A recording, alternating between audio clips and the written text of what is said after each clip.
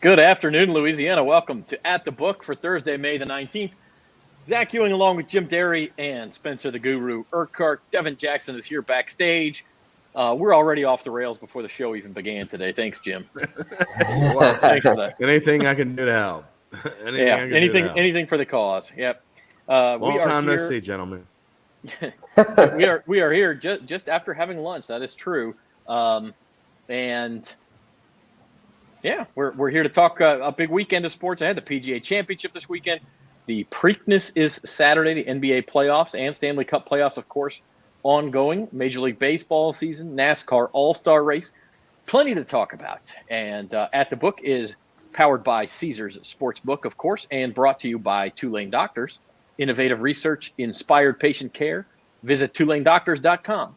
And the Caesars Sportsbook, of course, you can sign up, get $1,100 bet insurance. That means if you lose your first bet, you get all that money back to bet again if you should lose that first bet. So we'll give you some recommendations for that. If you haven't signed up already, go to NOLA.com/Caesars and get that done. And lots to talk about, guys. It's a fun weekend. It's crazy. Yeah, most weekend. definitely. We got all kinds of stuff going on. I'm just happy that John Rahm just double bogeyed a hole from just off the green there. Don't have him anywhere. PGA Championship. I know Spencer's all excited about the auto race this week. I'm all into the PGA this weekend. We got the NBA. It is definitely a jam-packed weekend. And I'll be at a resort in Robert, Louisiana. You're going to have a lot of trailers, and we call it glamping. We're going glamping. When you need to send mail to such a place, there cannot be more than one resort in Robert, Louisiana. So, like, you don't even need to put the address, right? You just put Resort Robert. No, there actually are two now. There's two now. There's Reunion Lake, which is where we're going to, is fairly new, and there's Yogi Bear, which has been up there for 40, 50 years. If you feel like you want to step back into the 1970s, you can drive over to Yogi Bear. Okay. All right. I stand corrected then. It's beautiful this time of year. I bet. They got a big pool. Well, I am working on a PGA leaderboard to show everybody. In the meantime, the Preakness runs Saturday. And, of course, we told you last week the big news here is that Kentucky Derby winner Rich Strike is not running, which Jim Shocking. called. Yeah. But the favorite is Epicenter, the Louisiana Derby winner. And, I mean, it takes a lot of discipline not to just run to the window and bet Epicenter right now, doesn't it?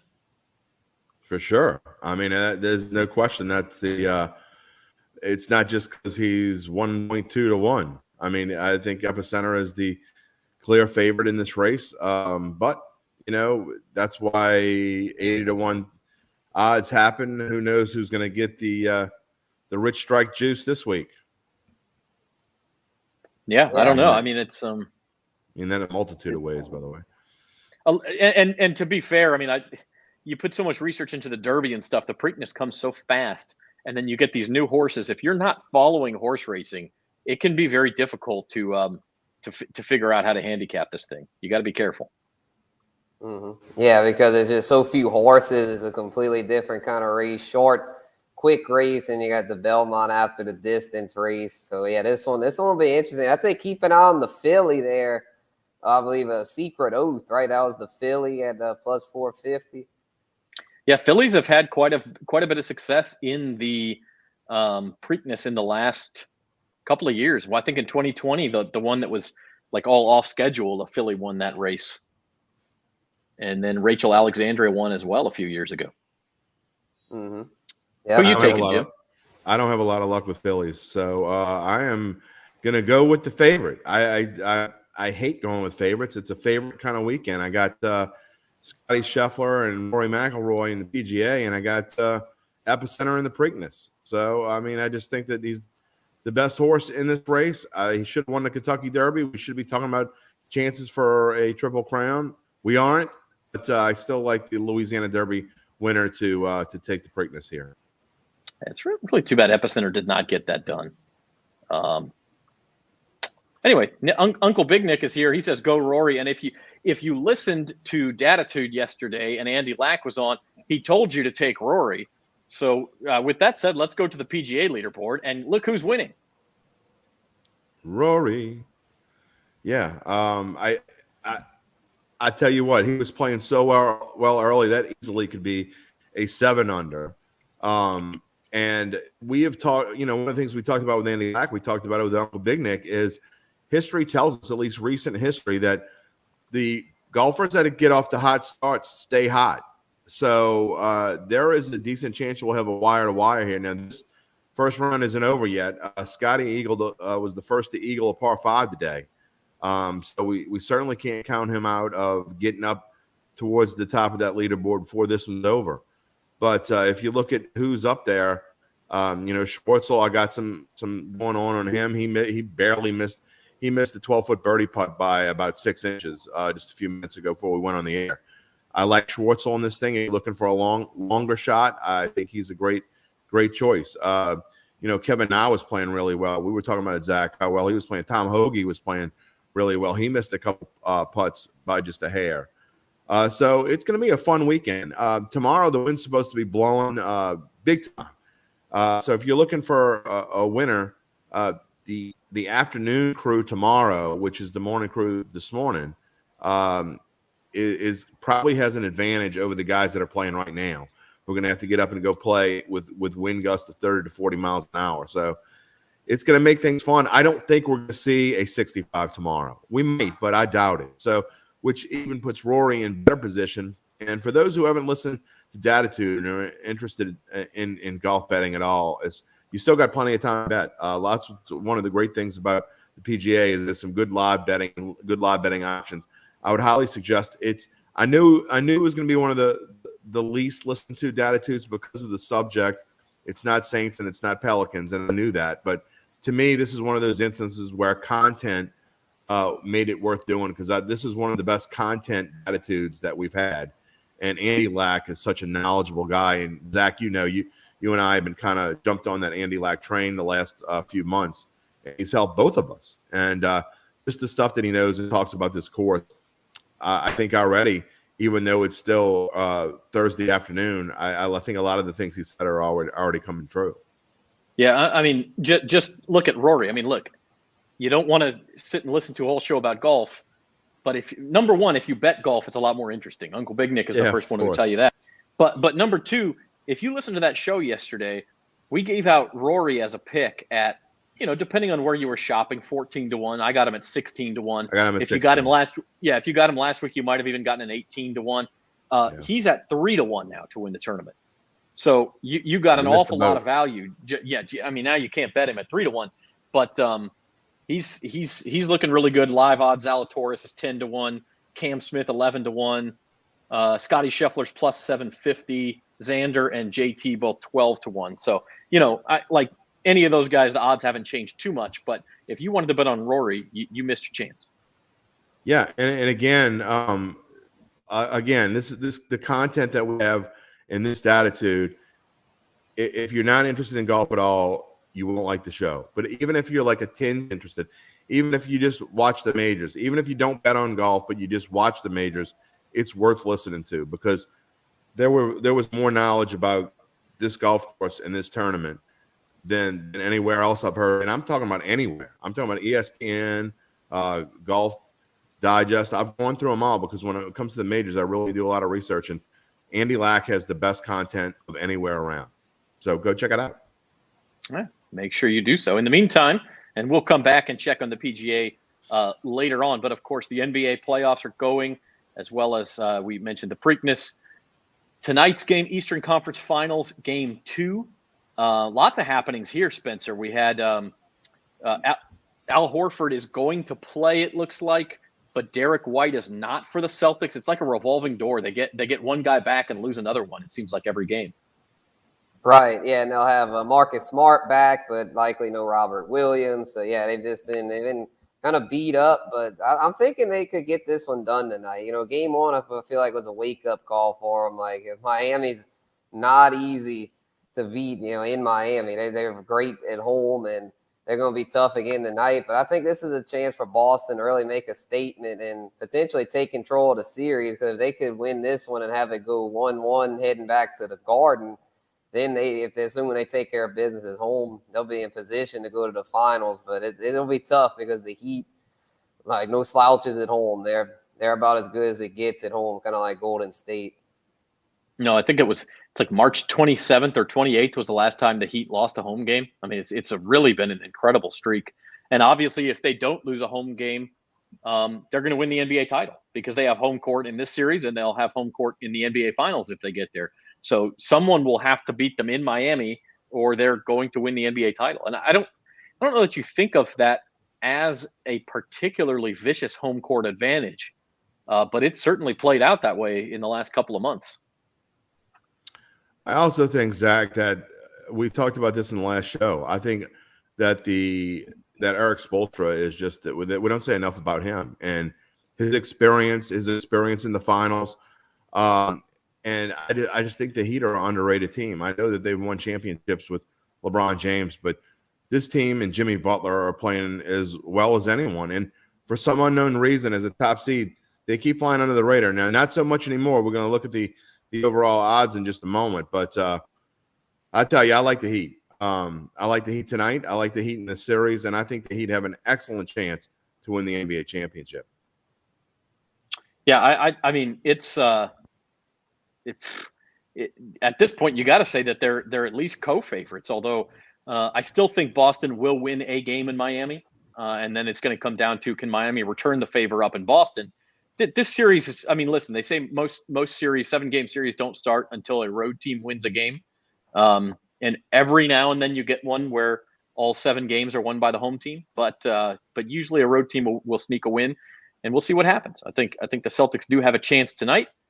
Uncle Big Nick asked about the total. How do you feel about the under? The first game went way over, which is a little surprising. I mean, it went over by 20 points. It is surprising considering the fact that the Celtics had a rough series before. I kind of was expecting the under. I didn't play it. I probably won't touch a total tonight. If I had to bet, I would bet the over, simply because 207 seems low with Horford coming back. I know they're going to key on Butler, and which they tried already. But I think generally in series with the Heat involved, the unders are too low. And I'd play the over if I were going to play it, but I'm not going to play it. I'm just going to play the Heat. Spencer, you have a thought on that total? I think tonight, I think the under could hit. I definitely think it'll be less points than in game one, but I'm sure it's it's set a little low there since they know both teams are good defensively. So I don't really feel strongly about it either way. I'd probably, if I had to make a pick tonight, I'd probably go with Boston +2. But then if I had to go with the total, I'd lean toward the under. Yeah, I don't. The simulation the simulation that I've been using fairly regularly, if it matters, it says the public is betting the under at 55%, and it says the simulation has it going over 55%. So it's it's the back end. The Sims got it at 55% going over. So for what that's worth, and that was before Horford was going to play. So I think that would tick up probably to 60% chance that it goes over. I think you get – I'm not advocating a bet here because I'm not going to touch it. But I think that sim is good enough to me to advocate that there's value on the 207. I think it's going to be really close to the total one way or the other. Yeah, it may be. I mean, one thing I will say is the couple of times Boston has lost games in these playoffs, both times to Milwaukee, they came out with great defensive efforts the next game. And so whether that happens or not, that's kind of anecdotal. It's only been a sample size of 2, but we'll see what happens tonight. As far as the series price, still very close on the series line.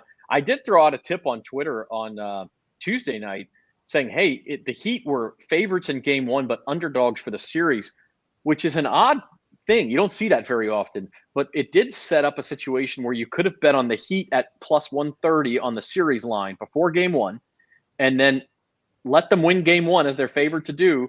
And now you can get the Celtics at plus money on the series line. In fact, it was plus 125, I think, right after game one. And so you can lock in that profit if you do it that way. The point is, I think the odds makers do think Boston will get a game in Miami somewhere along the line. And then, of course, the other series haven't talked about yet. Luka really got locked down last night in that second half. He did not look like himself.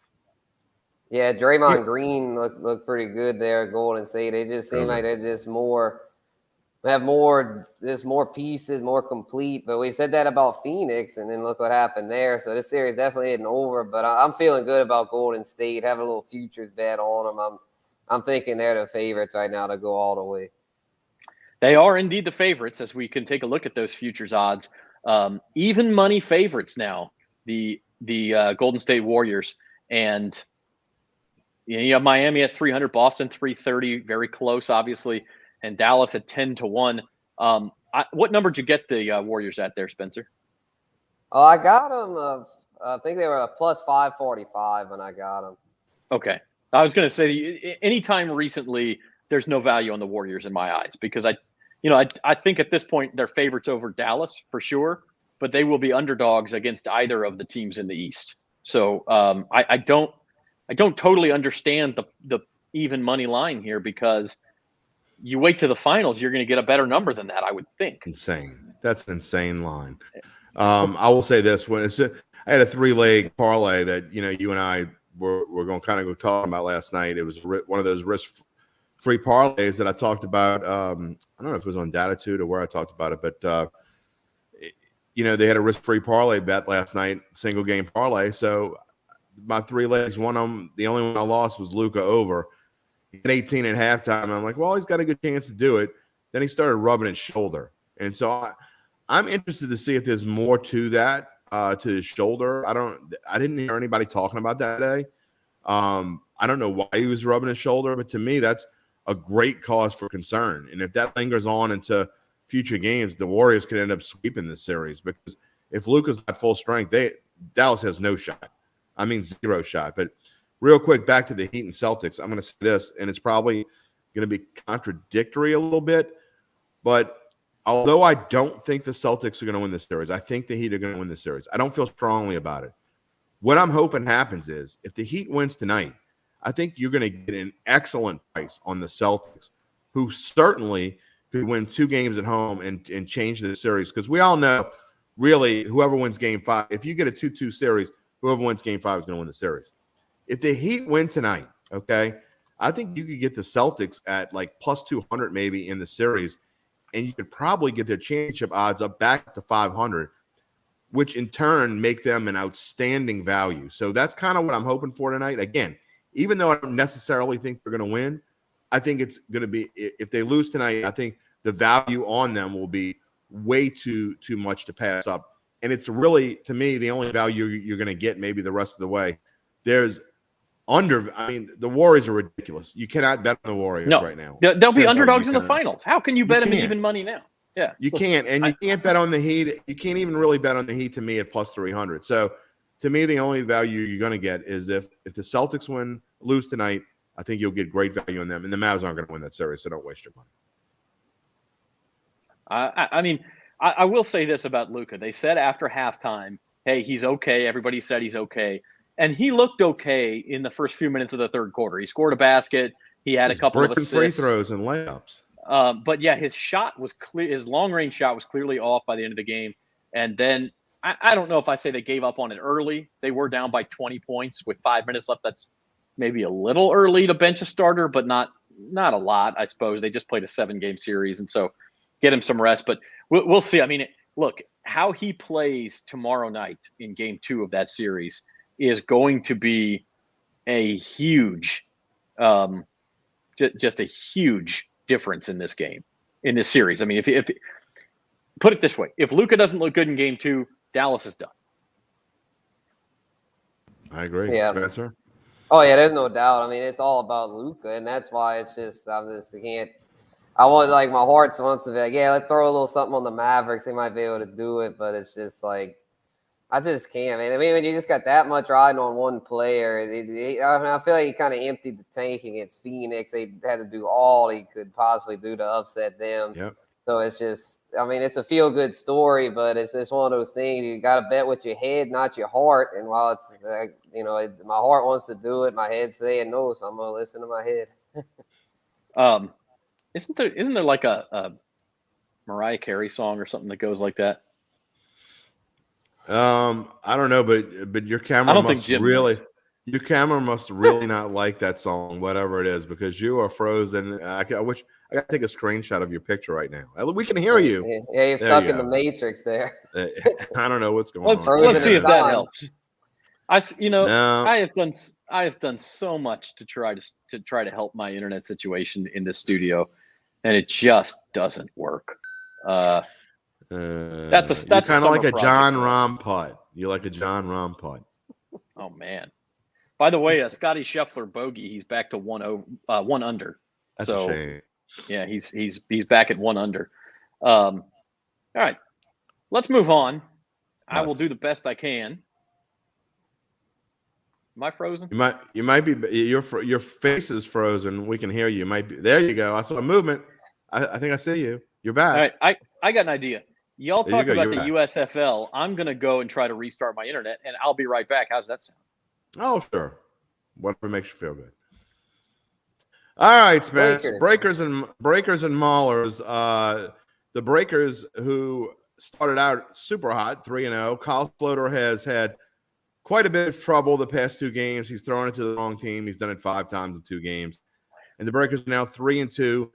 In case you've missed it in judging by the ratings you have, you're missing good football. And everyone I've talked to that has watched this so far has agreed with me that this is really good football. I mean, it's not the NFL, so I know people are looking and they can only pay attention for so long. But between the different camera angles, between the way the officials officiate, between the openness when they have replay, the first down sticks, you can hear the coaches, you can hear the quarterbacks. You talk to the quarterbacks on the sideline. Everything about the USFL, Spencer, to me is exciting, and the NFL needs to incorporate some of this stuff. Yeah, 100%. Yeah, they've been changing some things up, and a lot of times when you do that, like it's hard for a big thing like the NFL to do that since they're so established, hard to get things done. But a new startup experimental league like the USFL, they can take swings for the fences, and while it might not all work, a lot of it probably will. And so, yeah, I would think some of this will get implemented in the NFL coverage at some point in the near future. They're a little stubborn, so we'll see what they take and what they don't take. But you talk about swinging for the fences. I think they've hit a home run on almost everything. I mean, that's how good it's been. It's been fantastic. So, Devin, if you can put that back up on the screen for just a moment. I do want to talk about the Breakers. 7.5-point favorites. This is one of the bigger point spreads you'll see in the USFL. I don't know that I've seen a 7.5. I know the Maulers got their first victory last week, so they are off the schneid, which is always good. You don't want to play a team this far in the season, to me, that's winless, because you're always worried they're going to get their first win against you. So I like the Breakers here. I don't know if they're going to be a ton of points scored. The Breakers need to go back to playing defense the way they've been playing. They didn't play excellent defense last week against the Generals, and they need to find a way to get that back. Kyle Sloter needs to figure things out. He has the most yards in the USFL passing, but he's also got 5 picks the last 2 weeks. Spencer, he's got to find a way to clean it up, and the offense has got to find a way to match the defense. Correct. Yeah, I think this will be a good week for them to bounce back and get back to their roots. So, yeah, I'm thinking Breakers to cover, and, man, a 35, that's kind of low. I'm probably the under, but don't feel too good about it, because it's like if the Breakers get hot, like if they start putting it on them, since the Maulers aren't very good, I think the over could. So the thing I would feel strongly about here would be the Breakers to cover that 7.5. I think they win by 10 or more. I agree. And I think a 27-6 score is realistic. I think the Maulers are going to have a tough time moving the ball, period. It would not surprise me at all if the Maulers are in single digits. I like the under as well.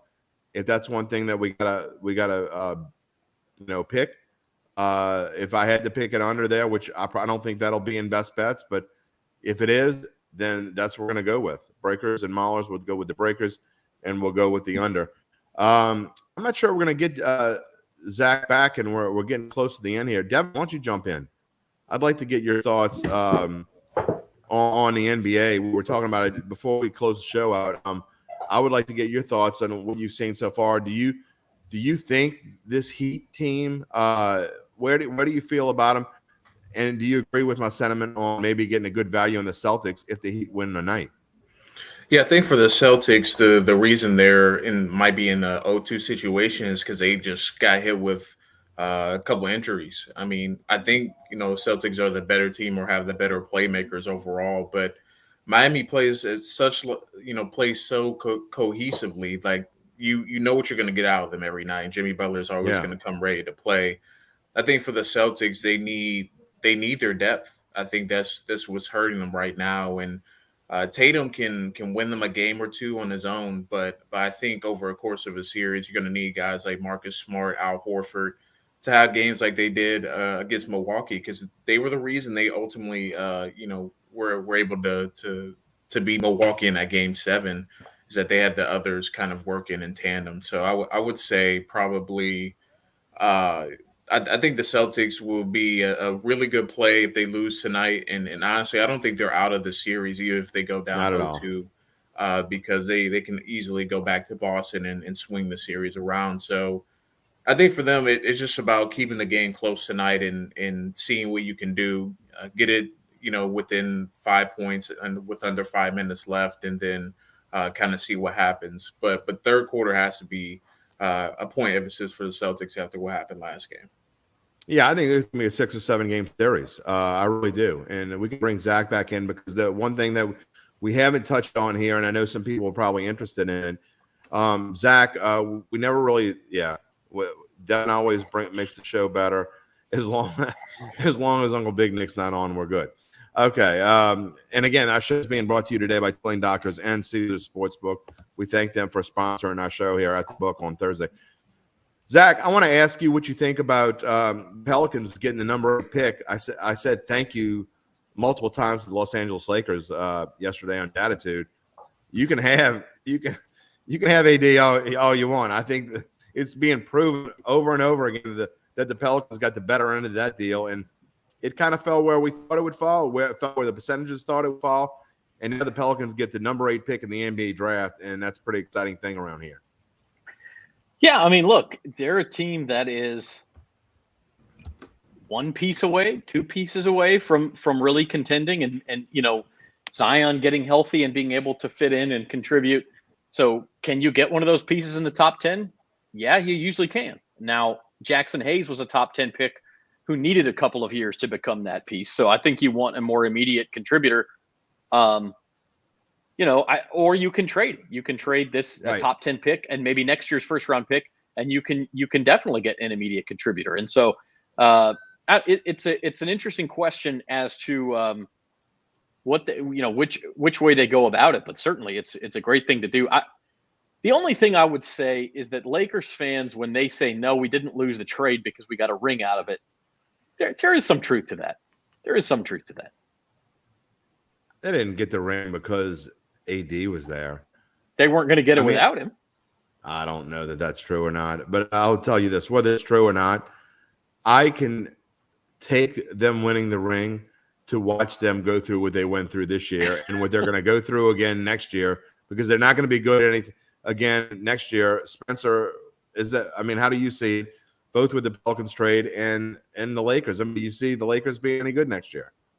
Oh, no, because, they're still stuck with Russell Westbrook and his awful contract. So, no, they're not doing anything, man. And I tell you what, another thing to pile on to them even more, the only reason they won in 2020 was because of the bubble.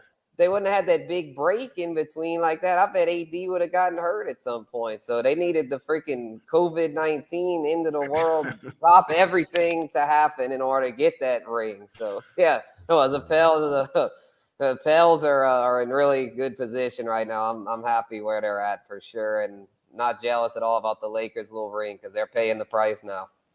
Well, that's true. Like, one thing is, for a lot of franchises, for the Pelicans, for instance, if you swung a trade and got a ring out of it, you wouldn't care if you didn't have a draft pick for the next 10 years. I mean, like, listen, flags fly forever. New Orleans has never won an NBA title. Heck yeah, make that trade every time. But if you're the Lakers, and it's not just about winning titles, but going deep in the playoffs every single year, that trade-off is that trade-off is a little bit different to say, okay, we got a ring, but now we're going to suck for 5 years. Like if you're the Pelicans, you take that deal. If you're the Lakers, I don't know. I don't know if they take that deal. Devin, what do you think? I mean, it's tough because we've seen it. I mean, the Rams are doing the same thing right now. They're pushing all their chips in, and they don't have a draft pick to who knows when. So, or first round draft pick at the very least. So, I don't know. I see both sides too. I think for the Pelicans, this is a perfect position because now they don't have to move up to get somebody that they want. They're probably going to get somebody at 8 that they don't have to reach on, and they don't have pressure to come in right away and be an immediate contributor. So I think the Pelicans are in a good position. The Lakers, I mean, it's not. I don't think it's so much the Russell Westbrook trade. I think they just didn't surround that team with any, like, some sort of help, like no shooters. A lot of players that, like they signed Kendrick Nunn to a big deal. He never played this year. So I think for them, it's more so about their poor management since the Anthony Davis trade, more so than, them, winning the ring and then kind of falling off the rails. So, buying teams sometimes doesn't always pay off, and the Lakers are paying the price right now. The trade was fine for both teams, Teron says. I feel like they both fumble a bit afterwards. I'm not sure where the Pelicans have fumbled. I mean, they fumbled early. They have not. They fumbled early in the season only because they were, trying to feel their way and went through the whole Zion mess, Zach. I think that once they figured out that Zion wasn't coming back and it's on us, and then they get the CJ McCollum. I mean, to me, there's no fumbling going on. I think the Pelicans next year is the year they could fumble it. They got to hit it. They could. Yeah. They could, but I think also if you look at it, if you forget about what happened in the first 22 games.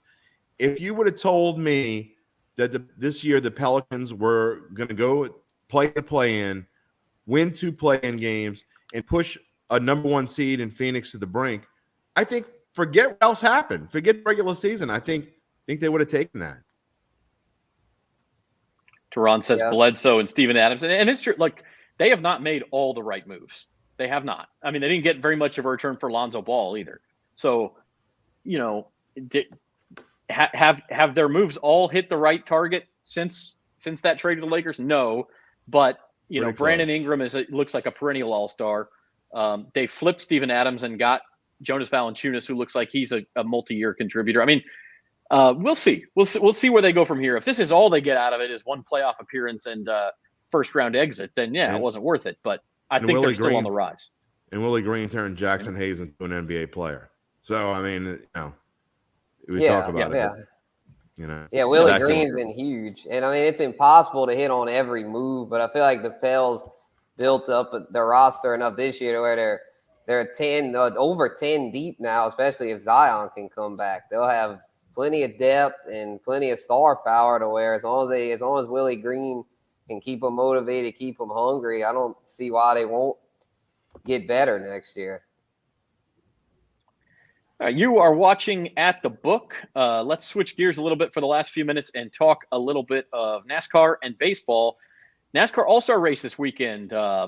Spencer Urquhart, this is your lane, no pun intended. Kyle Larson and Kyle Busch, along with Chase Elliott, are your favorites this weekend. But you were saying earlier, this race has high chaos potential. Oh, very much so. So, this is the All-Star race to where it's a 9 points, $1 million to the winner. So, basically, winner take all. And it's different as far as the stages. It's split up into not 3, but 5 stages, all real short, only 125 laps total. So, it's basically just the dash for cash type thing where these guys there's not any penalty ramifications, no points, to where they're just gonna run wide open, and it could lead to some chaos, some big wrecks. Hopefully, nothing too serious. But these are the best in the business. The all-stars, the best drivers, like a 20-car field. So not a big field like we usually see, but definitely going to be tough to pick the winner here. I'm thinking Kyle Larson, the favorite, is worth a play though at 4.5 to 1 because he's so good at 1.5-mile tracks in Texas Motor Speedway where they're racing this week. It's just that he almost won last week at Kansas, another 1.5 miles. So I think he's a good value. And yeah, Nick, plenty of wrecks I see happening considering there's really nothing to race for outside of to win. You don't have to worry about points. And then a few others there, like Ryan Blaney plus 1,200. He actually had a Caesars odds boost. I think he could be someone to watch. Ross Chastain, William Byron, these young drivers, Alex Bowman. I have a feeling one of these young cats is going to end up getting it done. Zach, I don't know Jack about auto races. I got to ask this question. Okay. If Spencer, if you're seeing a lot of wrecks, and I don't mean this to be funny, but it's going to come off that way. If you're seeing that there are going to be a lot of wrecks in this race, why wouldn't NASCAR do something to make sure that I would think they want to make it as safe as possible. It kind of seems a little weird to me that we're predicting a lot of wrecks in this race. It's just the way they formatted it. It's just kind of setting up for that. They split the stages up though to where there won't be able to be a lot of long runs, but that's the problem, though. Those short runs tend to lead to a lot of wrecks. But I feel like with the way the cars are nowadays, NASCAR believes that their safety advancements can withstand that, to where if there are a lot of wrecks, then no one's going to get hurt because of the way the cars are so safe nowadays. But it's just, I don't know. Yeah, I mean, these are automobiles going over 200 miles an hour, so it's hard to say anything's a sure thing as far as that. So, yeah, a little risky, no doubt, but hopefully it ends up all right. I mean, I know wrecks do a lot for ratings, but that just makes me wonder when we're here. And it's not a huge track either. It's only 1.5 mile track. So if it was like a 2.5 mile, those can lead to those really dangerous wrecks. Typically, none of the wrecks on this size track end up too bad. Okay, that all aside, if there's going to be a lot of wrecks, and of course, I hope everybody's safe, but if there's going to be a lot of wrecks, I don't want to bet on the favorite of this race. I don't want to bet on the 5 favorites in this race. Give me a long shot to bet on. Maybe he's not even on this screen. Okay, I got who one could come out of nowhere. Actually. All right, go ahead. Yeah, yep. I'll say Chase Briscoe at plus 6,000. I couldn't believe his odds were that high. I mean, he's somebody he's won a race this year, almost won another. He's more of a short track racer. I'm gonna log on to Caesars. Chase Briscoe. I think he's worth just a little, maybe throw a little something on him because he's capable of winning races. This isn't really his style of track, but there's a bunch of chaos. He might be able to sneak his way to getting the win. Spencer, I gotta ask too. I gotta ask if there's gonna be some wrecks there. Wouldn't you want to bet on true wrecks? No, he's gonna get in the wreck. True, actually, he has bad luck. He's a good driver, but he never seems to get lucky. He has to always earn his stuff. Grade A dad joke, though. Grade A dad joke. I'm a grade A dad, so that was fantastic. You got to tell your kids about that one. I will do it this weekend when we turn on the race. Listen, I'm on the Ethernet. That's the thing. This is the thing here. I'm not even on the Wi-Fi, and I'm still having connection problems. All right, let's talk. Are you using like that AOL dial-up Ethernet? Yeah, you hear the sound. You hear the dial-up sound. Okay. Dodgers are still the favorite, but the margin has narrowed. I picked when we all picked winners before the baseball season. I picked the Yankees at 10 to 1. They're obviously off to an amazing start. I think they're 28-9, although they were in a dogfight with Baltimore today. I didn't see if they won. Are y'all buying the New York Yankees? No. I never buy the New York Yankees. They're always overpriced. And I don't necessarily mean I phrase that wrong. I don't necessarily mean as far as betting on them. But do you think that they are legitimately one of the 2 best teams in the league? No. I don't even think they're the best team in the division. They lost to the Orioles today, by the way. It's 9-6. I don't think they're the best team in their division. I think the Blue Jays are the best team in that division. The Rays have had some issues with injuries, so I'll worry about them. I do think the Yankees are a really good baseball team. I just think they're always overpriced. And now I don't know why the Mets are up there. You're talking about 2 New York teams that they're New York, so they're overpriced no matter whether they're good or bad. And, I mean, the Mets now have Lost Max Scherzer for 2 months probably. We don't know when Jacob deGrom's coming back. Mets are in a bunch of hurt. But the Yankees, by the way, look, Devin just broke Go some ahead. news for us in the chat here. Mattress Mac is buying the Astros. Oh, come He's on, a- mattress. he already did, I thought. Oh, he did? Holy Sports crap. betting is coming. No. Sports Buying, like buying the no, Astros. not bet. Yeah, Oh, I thought you meant he was buying like the odds. I was Oh, about he to say, meant I didn't betting. think he had that kind Whoa, of okay. money. I was like, Oh, okay. whoa, I was gonna We got say. some real breaking news. I'm searching Twitter and stuff. Okay, That was all like, right, man, my that's bad. Yeah. Okay, Devin my bad. yanking our chain there. I see you, Devin. He's buying them as in again. It's Yeah. a bad term to use here because you can use it You're interchangeably. buying the chain. What he's doing is letting people buy mattresses, and he'll give them away for free if the Astros win because he's got it all covered. He does That's that what's every going year. on. Yeah. He made some ridiculous bet on him. So yeah. Yeah, no, I mean, listen. Maybe he's He's the guy who bet 20,000 on Tiger Woods because he doesn't win very much. Yeah, he's gonna be out of money if he keeps making the I mean, kind of exactly. bets he makes. Well, I mean, they must be Yeah. buying a lot of mattresses in Texas. That's all I know is because that dude loses some big. I got to be careful what I say. Big giant bets. I'm Yeah, going to take a minute. he lost some on the Bengals money line. He was bet that. Yeah, Lost a He bunch. ruined Joe Burrow. Okay, Yeah, this for is real. this is. I'm going to go on a complete diversion here. This has nothing to do with sports betting, but I have a theory. Because when I moved to Louisiana 5 years ago, one thing I could not believe is the sheer number of freaking mattress stores in this state. They're everywhere. They're everywhere. Like no we place like I've to ever be lived comfortable. has mattress stores. What's that? We have to be comfortable after we get drunk and go home and roll But, back. okay, into our I get beds. that, but you're still not buying more than one mattress every 5 or 8 years, right? Like you still. Have you driven Maybe- down the street in New Orleans and see how many mattresses on the side of the road? I can't like. This has got to be a money laundering operation or something, right? It's their money How are they- laundering. How are all of these mattress stores in business? There's never any cars in the parking lot. Seriously, the next time you drive down a street in New Orleans or Baton Rouge, I don't know if it's like this in Lafayette, Spencer, but you look at all the Mattress Firm and Mattress Plus and all all this. Mattress Direct. There's like one car in the parking lot for the dude who's working there. Nobody's ever in those places, and yet they all still stay in business, and more of them pop up. What is going on? Well, I think it's like Nick says. We're all fat here in New Orleans, and so we wear out our mattresses quickly, and we go through a mattress like every 3-4 years. Okay, and, but still, 3 years I mean, is who a long wants to time. lay in a giant hole? I mean, do you? But You three try weighing years is- 280 pounds. What other business can you get away with only selling something to people every 3 years, and yet more and more? I'm telling you, it's money laundering or drug smuggling or something. There's something going on with all those mattress stores. Money mattressing. See, thank you, Teron. You're damn right I'm onto something. Teron knows, but Teron knows what I'm talking about too. He knows what I'm talking about. Hell, We're fat and we get drunk. I love put a holes good in our mattress as much as anybody else. I love a new mattress. I'll buy one before I'm supposed. They're supposed to last 10 years. I mean, nobody waits that long. But like Yeah, I need a new one myself. Now that we're there's talking about there's it. something there is something going on, man. There's never anybody even in those stores, and you have all these what is it, Puffy mattress, and there's all these online mattress companies where you a can lot order of them one. probably get shipped to you now. You No, don't but I have mean, to I'm not go even in. talking about like Mattress Firm. It's Puffy and I can't remember all of them. You But need to live in New Orleans for a few years and see what You happens to you. you can live in. You can try a mattress for 100 days, and if you don't like it, they give you your money back, and you don't even have to send the mattress back. You just throw it out. So why would you even go into one of the stores anyway? There is no reason there should be this Mattress Firm conspiracy, man. Purple, that's another one. There you go. See, it's Serta? those.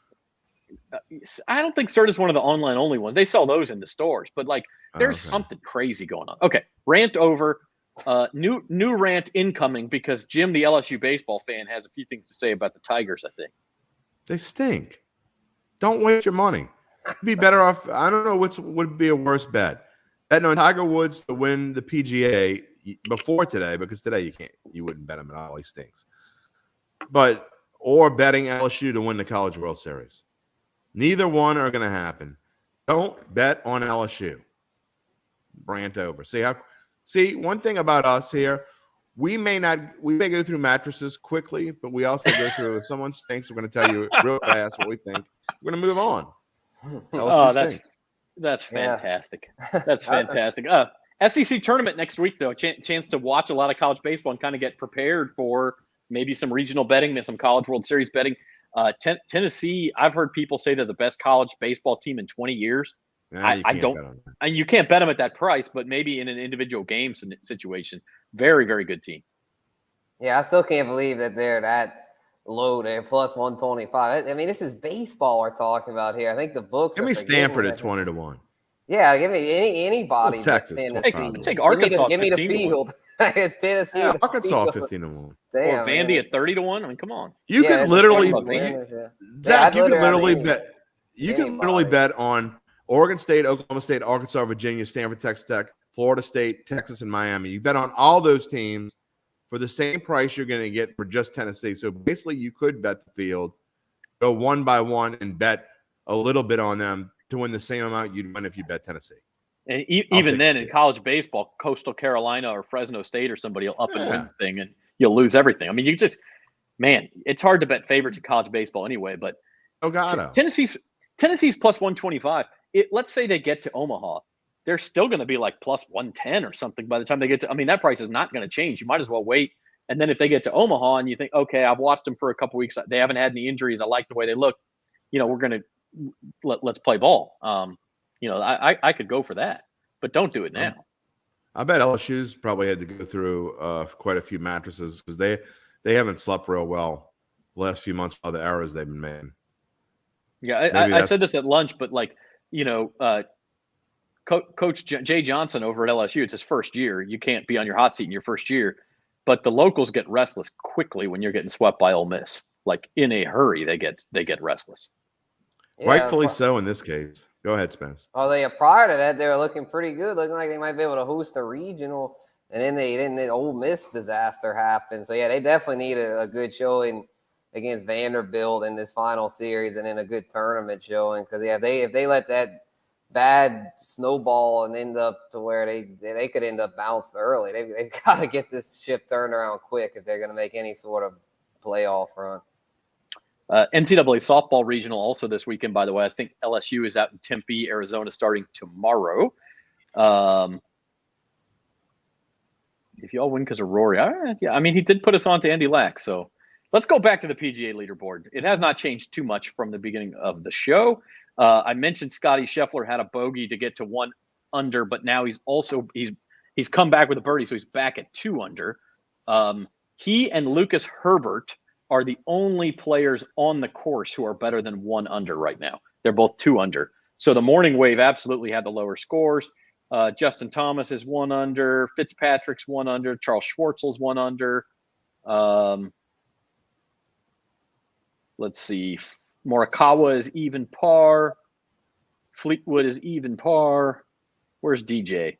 Oosthuizen's 1 over. Neiman's 1 over. Dustin Johnson 2 over. So yeah, it's the carnage is coming this afternoon. I need Neiman to get rolling. And Nick says Scotty's in the woods right now, so that could be an issue as well. So it sure looks like, and I had Rory after he birdied 3 of the first 4 holes. I bet him as first round leader at plus, it's either 450 or 475, thinking, okay, if he gets off to a hot start, the conditions are just going to get worse as the day goes. So that's looking pretty good right now. Yeah, I think the 500s and 400s are gone now. The weather's about to turn. I think maybe on Sunday could be an interesting day because, like Nick talked about yesterday in the attitude, that Sunday the weather's going to be super nice. It's going to be like 72 degrees. There's not going to be a whole lot of wind. The cold front's going to swept through. Saturday's going to be a little ugly. There could be some rain in the forecast. So, man, interesting prospect. But I think Rory jumping out to that 5 under is really going to help him. I mean, stating the obvious here, but I think he's the clear favorite now. I mean, the clear favorite. And Willie Z, I mean, if he putts like he putted today, and he shook off the yips today, Willie Z could be in that mix as well. That's a first-round leader there, Nick. That's very good. 28 to 1. I wish I had bet at that point. But I waited, and when he got out to 3 under, I said, that's all I need to see. He's hot. Let's do it. Okay. We'll spare a thought for Tiger. You saw him at the bottom of that leaderboard, 4 over, was clearly struggling physically today. We said don't bet him before the tournament. Don't do it. Okay, it looks like if Data Golf right now says the cut is likely to be at either 4 over or 5 over. So Tiger's 4 over. He's going to have to play even par tomorrow, or maybe 1 over. Any chance he makes a cut, guys? And Nick, we'll see if you chime in too. Yeah, no, I don't see it. If his leg's giving him this much trouble on day one, I don't see it magically getting better tomorrow. So, yeah, this is one that's hate to be negative for Tiger truthers out there, but this one's looking like a lost cause. I don't see him making the cut. The only thing I'm ticked off about is I let Uncle Big Nick, and he didn't like try to talk me out of it, so he doesn't even know that he tried to talk me out of it. But I let him talk me out of betting Tiger to miss the cut because I really thought Tiger was going to miss the cut. And he, like I said, unknowingly, he didn't like say, don't bet Tiger to miss the cut. He's going to make the cut. But I'm really upset with myself that I didn't take that bet because I bet on just about everything else. He's not going to make the cut. Yeah, he did. Jim spread himself a little too thin. Yeah, he's going to be like 8 or 9 over. But you know what? You spread yourself too thin. But the beautiful thing about golf is you may have spread yourself too thin. Nick says he thinks the cut could be all the way up to 7 over. If that's the case, he's got a chance. But we'll see. He's going to shoot 74, 75. Yeah, he's going to shoot 70. Anyway, with that wind, we will see. He's in the afternoon, and the worst of the wind is supposed to be in the morning, but I mean that can always change. So it'll be all day. We'll see. PGA Championship this weekend, the Preakness on Saturday, NASCAR All-Star Race Sunday, NCAA softball regionals, NBA playoffs, Stanley Cup playoffs. There was a 9-6 game in the Stanley Cup playoffs last night. Did y'all see that? 9-6. Wow. Calgary over Edmonton. Calgary, yeah. Heard about it. So put something in the water in Canada.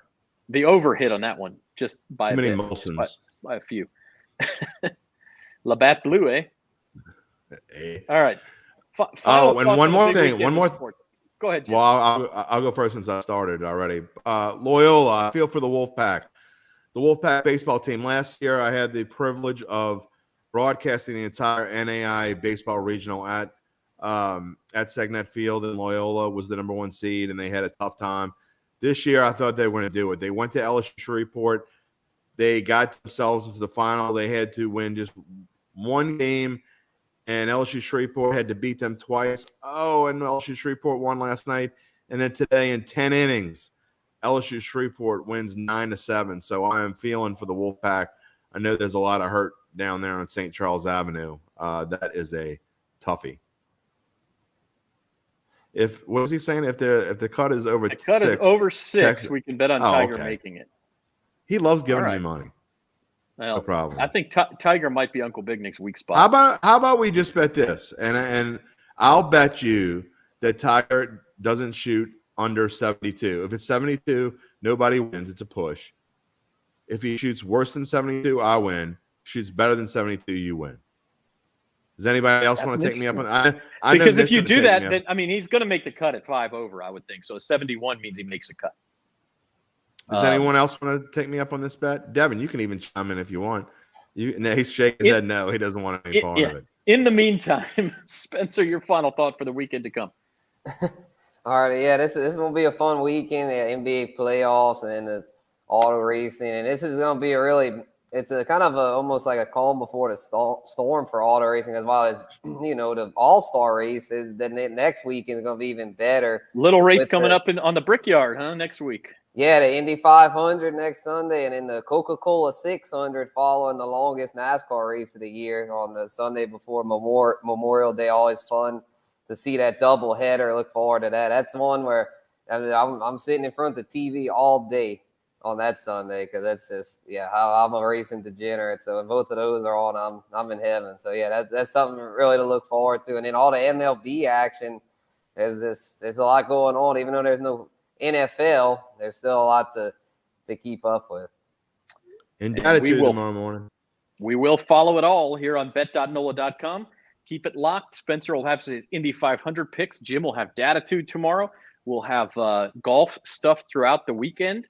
And by the way, football is not as far away as you might think. We'll start talking some football futures here probably before the end of June. I mean, we have already some, but some fantasy stuff and some futures right around the 4th of July. You got to start looking at that stuff if you want to get ahead and get the value. So our thanks to Caesars Sportsbook, as always, and you can sign up for the Caesars Sportsbook app at NOLA.com/Caesars. If you're a new user, you get $1,100 up to $1,100 in insurance on your first bet. We're also sponsored by the Two-Lane Doctor, so our thanks to them and to our producer, Devin Jackson. For Spencer the Guru Urquhart and Jim Derry, I'm Zach Ewing. We'll see you on Monday for Bayou Bets.